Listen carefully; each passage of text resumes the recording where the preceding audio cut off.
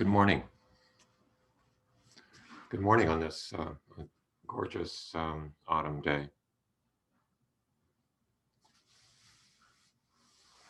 Cloudless sky after several days of good rain.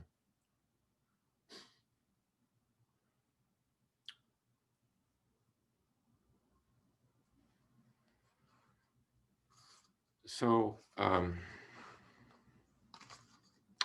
I thought today I would talk about, to just get the discussion going, about delusion. Of course, delusion is a sort of a code word in Buddhism. It figures into a number of the teachings and practices. The second bodhisattva vow is delusions are inexhaustible. I vow to end them. At Upaya Zen Center in Santa Fe, they say transform them. I vow to transform them.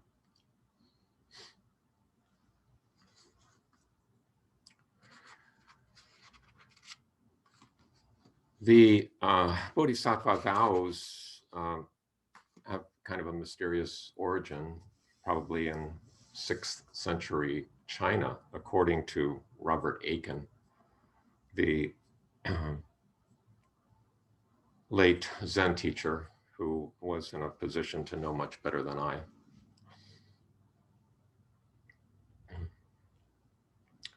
And he said that the character used, the Chinese character, has, as is often the case, multiple shades of meaning.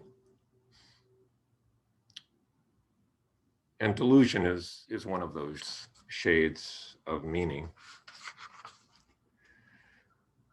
But also, other translations of the same character might be trials, tribulations, passions that disturb and distress the mind, delusions. Of course, in English, delusions means false beliefs, believing something that isn't true. And the Buddha taught that delusions were one of the three poisons: attachment, aversion, and delusion,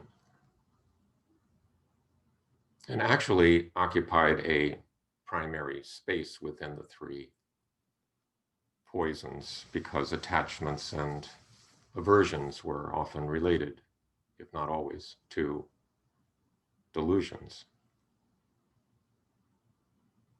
And the Buddha taught that the fundamental delusion that humans are prone to is what he referred to as the conceit of I am, the conceit of I am. Identification with a number of things. Identification of the self with feelings, ideas, transient things.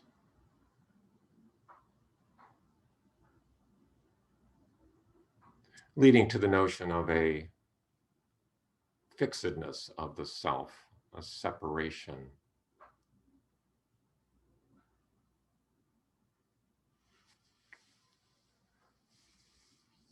Related to the belief that if you get what you want and avoid what you don't want, you will be happy in the long term. That is indeed the road to happiness.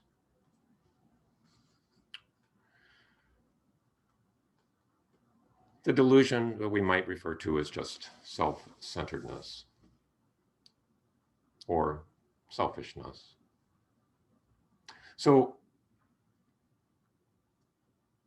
the Golden Book version of Buddhism, as I see it, goes something like this. That if we cultivate wisdom,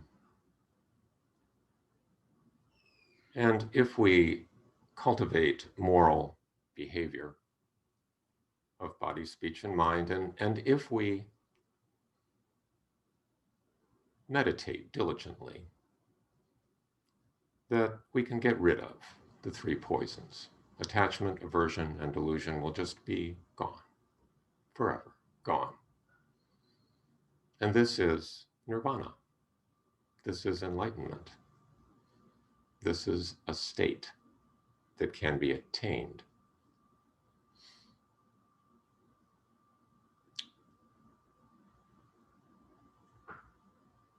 Well, that may be true in isolated cases, but by and large, I haven't met anyone who seems to be in that state, and I certainly don't approach it myself.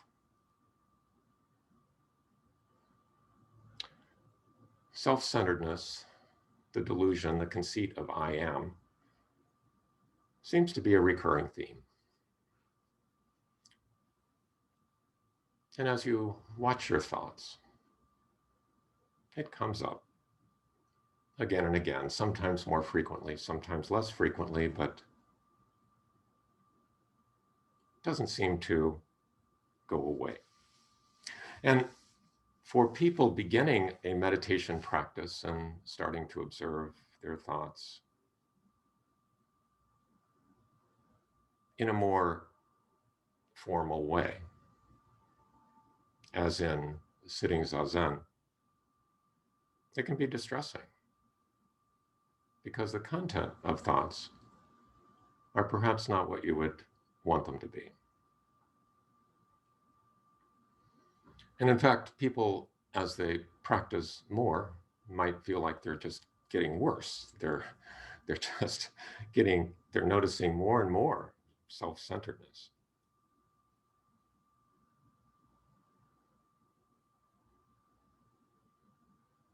If my thought dreams could be seen, they'd probably put my head in a guillotine. So I think many of us have felt that way. Those words of Bob Dylan.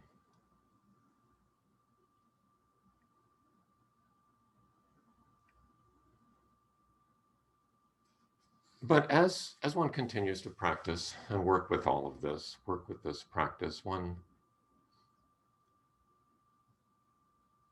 does gain gradually the understanding that a thought is just a thought.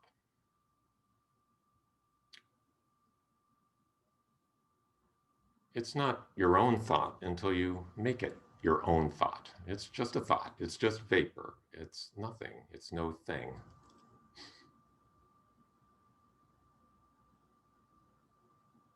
So you don't have to own it. It's just a thought.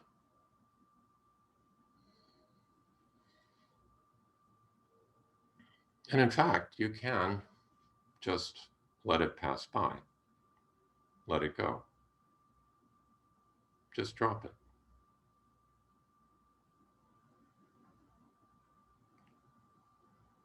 And when you drop it,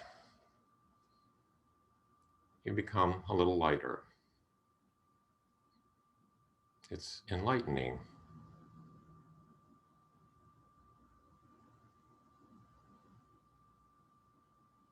And that, as I see it, is enlightenment that occurs within the context of delusion.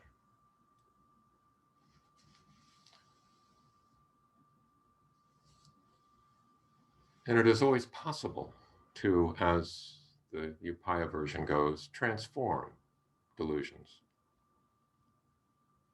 by letting them go, turning that energy elsewhere. And that is a fundamental Buddhist faith, that transformation is possible, regardless of one's situation, of the direness of one's situation. In fact, these delusions can be viewed as our teachers, showing us what we need to let go of.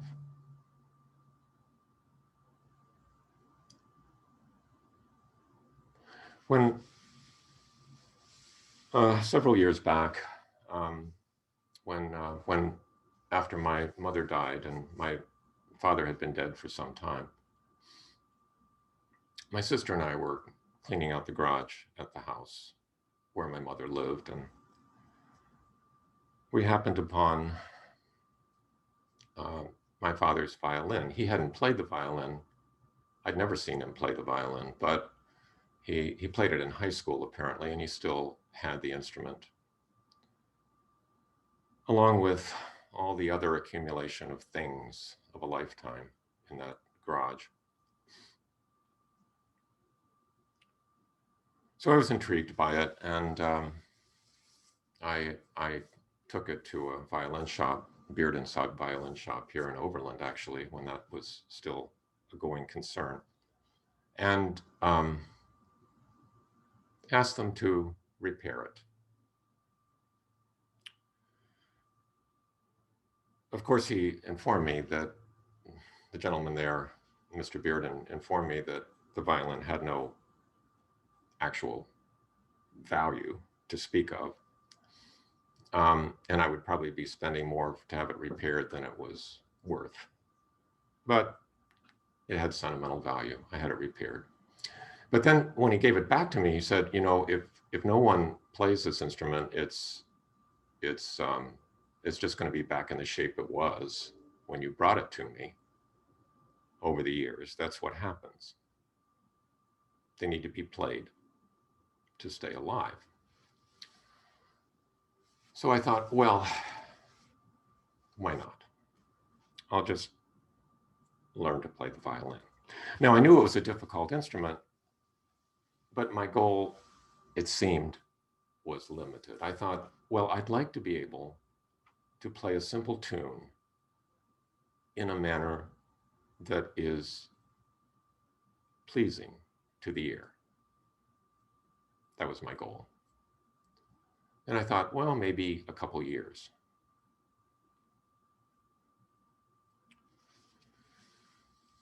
Well, as it turns out, it's more complicated than that, as I found, that the longer you play, the more you hear.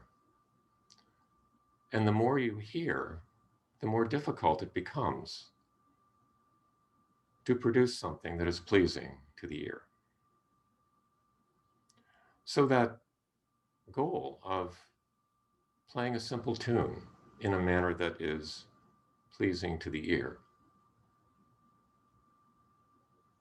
recedes into the horizon. And here, 10 plus years later, I'm still practicing the violin. So the violin then has become my teacher.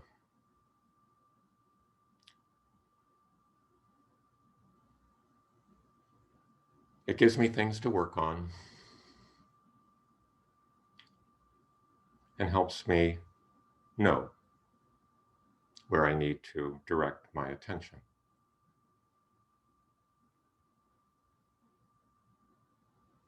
And someday I realize that I won't be able to lift this violin to my shoulder anymore.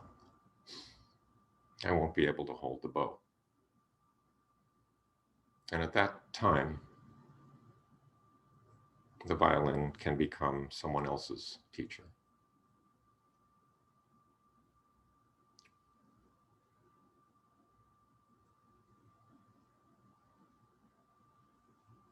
So there's a quote from Dogen that I'd like to refer to and give me a moment to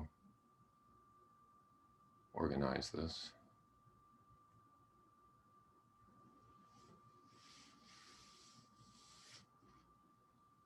Just remember, he said, that birth and death, this world of samsara, this world plagued with attachments, aversions, delusions, going around the cycle of birth and death, is itself nirvana. And neither dislike birth and death nor seek after nirvana. Only at that time will it be possible to be released from birth and death.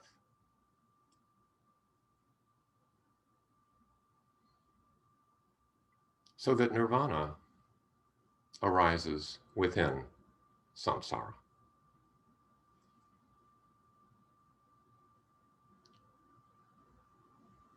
There's another quote I'm fond of that I've repeated before. And this is not from a Zen teacher. This is from Frederick Alexander, who was an actor who developed the Alexander method that is used to this day to help train actors and performers of various sorts. But he said, "You are not here to do exercises or to learn to do something right, but to be able to meet a stimulus that always puts you wrong and learn to deal with it."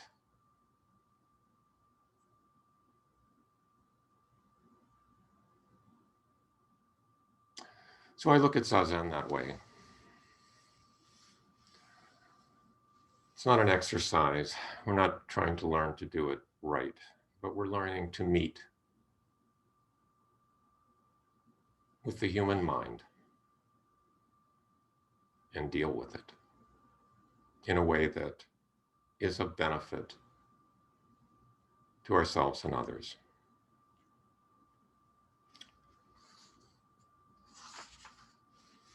So delusions are inexhaustible. I vow to end them is a way of just talking about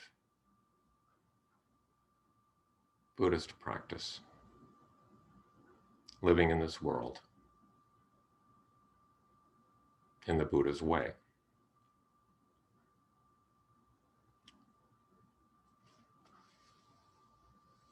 So delusions, what thoughts do you have about these teachings, what they mean, how you've experienced them?